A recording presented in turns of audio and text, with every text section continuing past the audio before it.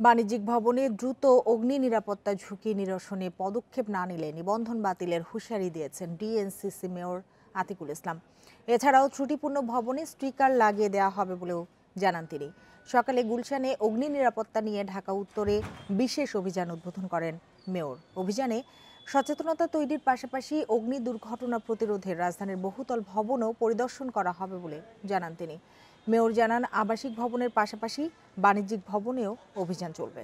নকশা দেখে ভবনগুলোর অগ্নি নির্বাপন ব্যবস্থা পরীক্ষা করবে রাজুক, আর নিরাপত্তা কর্মীদের প্রশিক্ষণ যাচাই করবে সিটি কর্পোরেশন।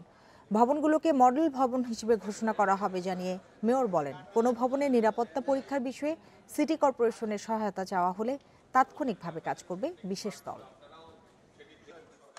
আমাদেরকে সচেতনতা হতে হবে। আমরা এরকম আর এফআইআর দুর্ঘটনার মতন আর দুর্ঘটনা দেখতে চাই না। এজন্যই আমাদের সিটি কর্পোরেশন থেকে এই অল্প পরিসরে আমরা শুরু করতে চাই। আমরা 20টা বিল্ডিংকে আমরা কমপ্লায়েন্ট বিল্ডিং করবো এক্সাম্পল হিসাবে।